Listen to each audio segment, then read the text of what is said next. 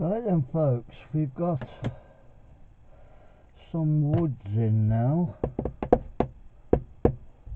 so I'm going to try. I was thinking of trying to see whether I could use the parts that I've cut out to trace round, but because of the discrepancies between, you never get every single cut. A repetitive cut, I will never get them perfect 100% of the time. They're pretty close. You see, that one's a little bit tight to fit in there, and it fits in there quite nicely. So I'm not obviously going to be able to do that. So we do it the old-fashioned way and try one of these new fangled pencils that I've been given, and see just how badly I can cut one of these to fit. It's obviously going to mean tracing the same pattern over and over and over again.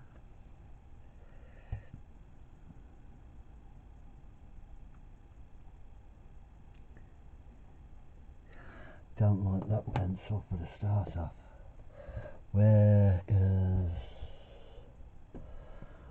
Here's my pencil one. Don't need that. Right, got to find my, what do I do with propelling pencils? Help. There's one. Let's see how this feels.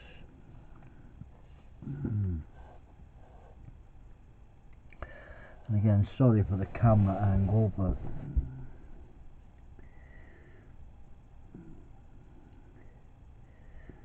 this is not Hollywood.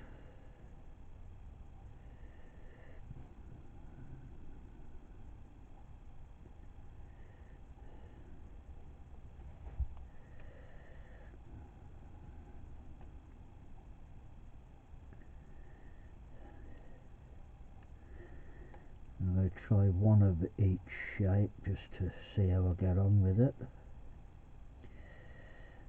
Obviously doing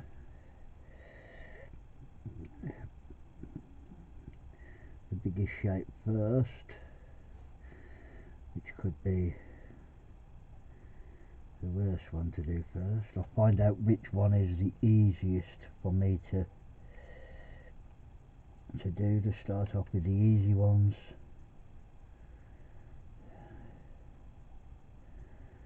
And work up to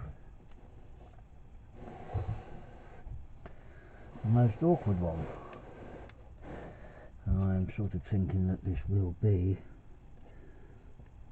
the awkward one.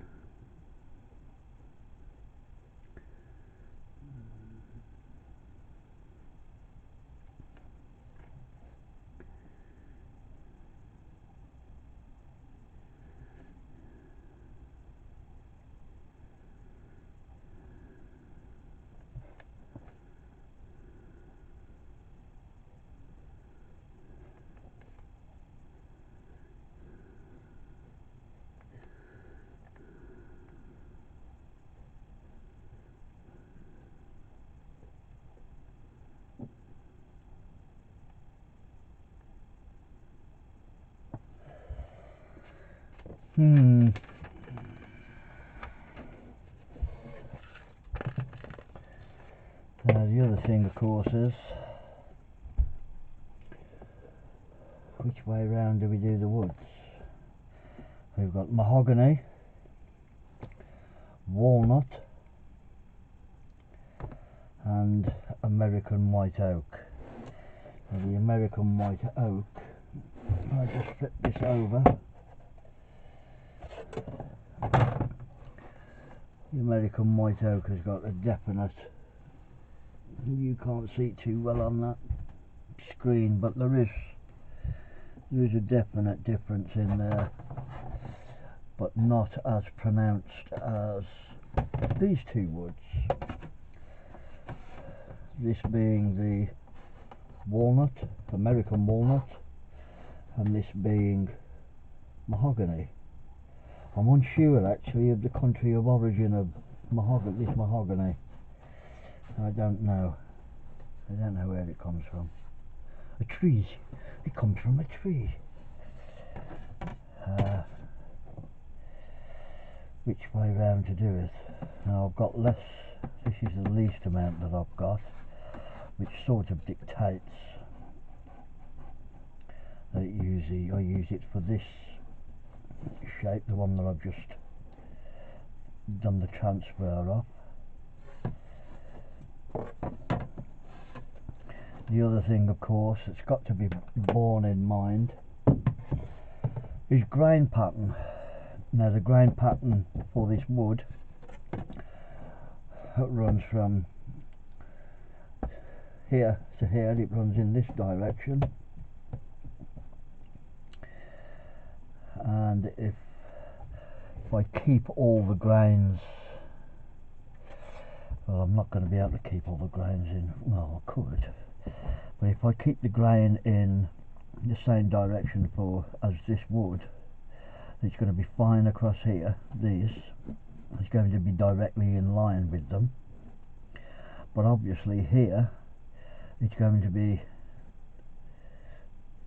in a different direction. This is going to be in the grain will be in line from point to point on this, and this one, this one, this one, this one, and this line and this line, but obviously on this line it would be going across the piece. I am actually thinking that I'm going to have the grain for the flower or the petal part. I'm going to have the grain running from the centre to the outside, so the grain will run from point to point in on each petal.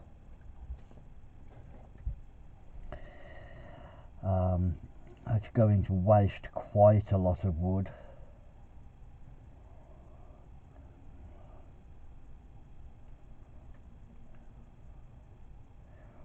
But I think having the grain running point to point on the petals is going to be the best way. It's going to be the most pleasing, the most aesthetic to the eye, all grains running in the same direction. So these will run point to point in that direction, these will run in this direction, and then across. These shapes on the outside, I think I will have running, well, I've got the choice. That piece is actually wide enough for me to do it that way, which means I would do that one that way, so the grain would be from the outside to the centre. So that one would be there, that one would be that direction, that one would be that direction, so on and so forth. Which I think I will use mahogany for the petal and the walnut for the triangular.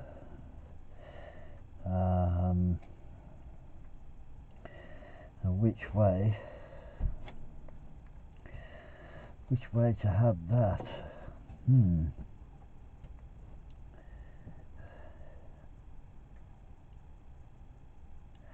If I think I will have the, no, I can't.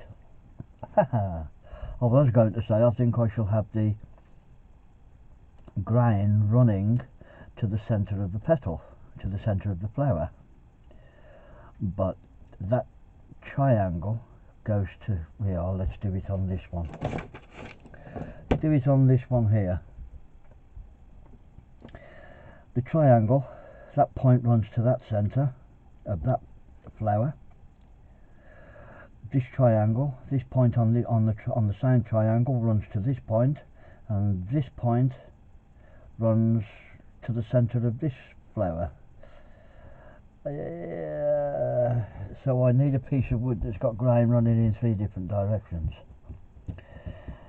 which, as we know, is a physical impossibility.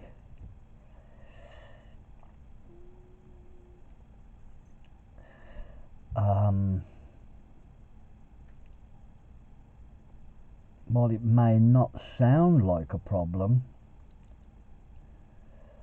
that's kind of just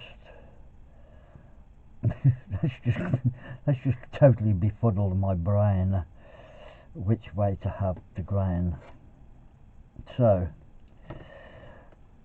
while I was fully intending to do all triangles, originally I was going to cut all the triangles out,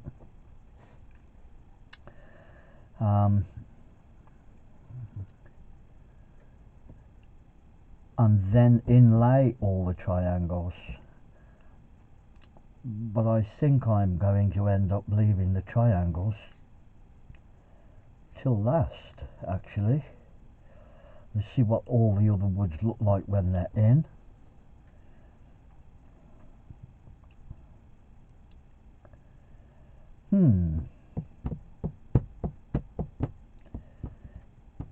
That's a bit of a conundrum. Which way do I have the grain running?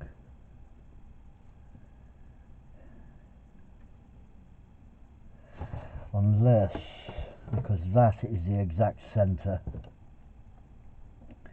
That's the exact centre of the pattern, unless I have all the grain running. But then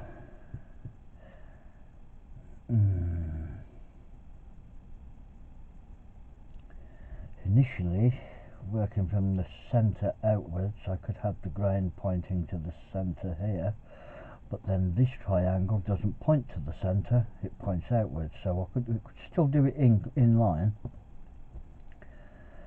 So that would, so if I have American white oak going from the outside of the pattern directly to the centre, like so, then the walnut, I have the grain pointing to the centre, and on these it would point to the centre of that one.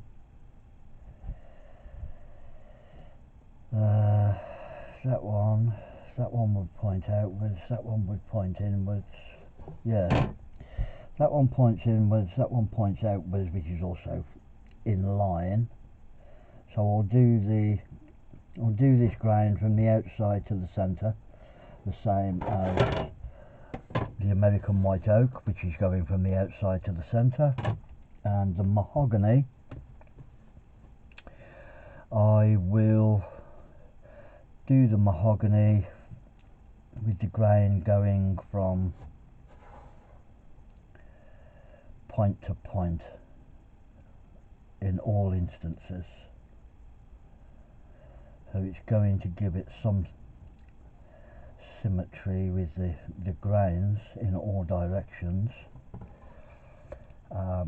Obviously light hitting the grain's going to be in different directions with all of them, like so, and the light hitting the wood in different directions, or hitting the grain, with the grain being in, the light's not going to hit it in different directions, the light's going to be hitting it in one direction, but the grain being in different directions will give all of the wood a different look. Some of these woods, the thinner the woods you go, the thinner the woods go, well, veneer is that thin. If you hold it up to the light, you can see straight through it. So I think, and this, I don't mind. That's what the pattern is going to look like. What I would like to do is have this section here to be able to router that out,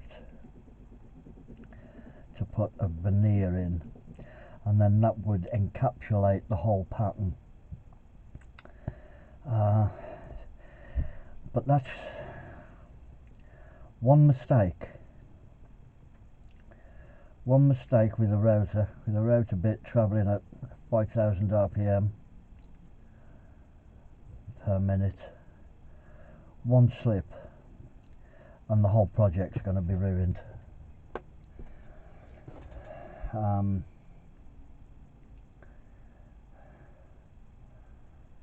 Wow, that is going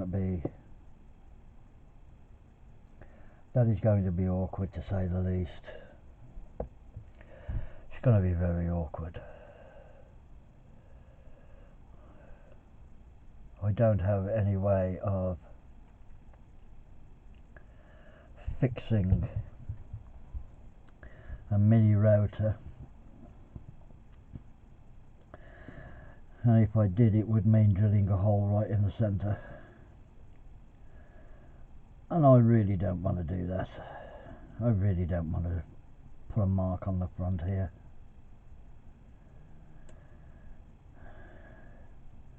The whole point is to have it totally flush, no marks in the surface whatsoever when it's finished, and it's all cut back and scraped down, sanded, waxed up and polished. You're supposed to, the top of this should feel, the top here, this wood here, not be able to feel any of the woods that are inlaid. Not being able to feel the edges of any of the woods. You are, with just wood on, no finish, with just the wood, you will be able to feel the difference in the grains. But once it's got 8-10 coats of beeswax on the top of it, you're going to lose that sensation. It's just going to become almost glass-like. It'll have a very, very nice shine on it. It's going to be it's taken me about 25 hours to cut this out. It's been quite slow, but as I've said before, the repetitiveness and the precisionness of this pattern, you've got to be slow to be able to make sure that you've got it, and this isn't 100% perfect. For the majority, I guess it's 99%, 95 plus % of the way there. If I start measuring the widths of these woods, I'm going to find quite a lot of discrepancies. I'm not a machine. If I was using a CNC machine, then this would be 100% perfect, and the woods that would be cut to drop in would be 100% perfect. Everything would fit perfectly. It would all push in, and it would be job done, finished. A spot of glue on the back just to hold them in place, sanded down, finished, and it would be perfect. You wouldn't be able to fault it with a computer doing all the operating of the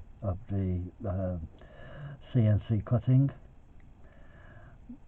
But I'm not a machine, I'm human, and because I'm human, I err, I hesitate, I put too much pressure on the blade at times, and mistakes happen. But it's handmade, and people keep telling me that handmade has mistakes, and because there are mistakes, I could make 10 boxes like this using all the same rods, and no two boxes would be identical. There would be discrepancies in virtually everything that I did. So what to do first? I think I'll have a go. I'm going to have a go with this one first. Use the American white oak. So, and if I do it that way, that means all the grain will run to the center of the design.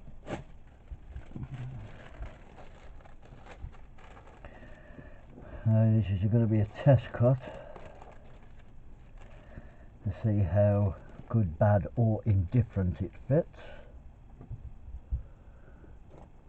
Let's see what I need to change, whether I need to go slightly bigger, slightly smaller.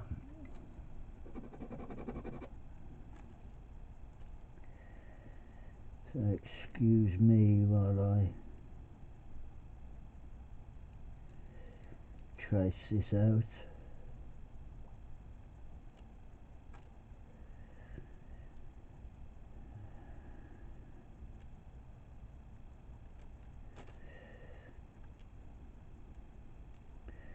Why don't I ever make anything simple like everybody else does? Well, not everybody makes simple boxes.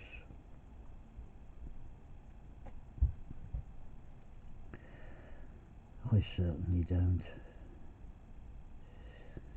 As you can see by, if you've had a look, if you've seen it, I made a box for a friend Dave. Lost his puppy, God Misty. Lovely puppy. I'm not quite sure how old she was. She was with Dave for 13 years, a rescue. With Dave for 13 years. But she could have been 2 years, maybe even 3 years old before Dave gave her a home.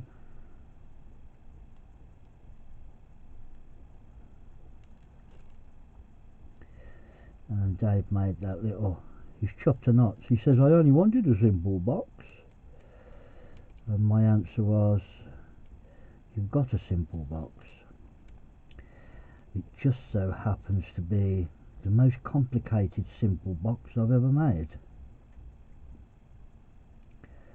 But she was a cracky little puppy, scared of the fireworks and loud bangs. Right, that's going to be my first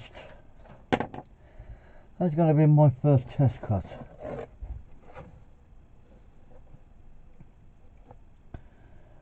Yeah, this could be fun. We'll see how good, bad or indifferent it turns out.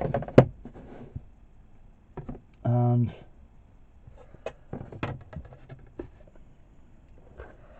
yes, right. No, I'm not going to take you with me to cut this one. I've got loads of cameras to move. I'm trying to film this with 2 different cameras so that I can get a total film. I can do little vlogs to keep people up to date with what I'm doing, but I'll also be able to get a full 20-minute type film made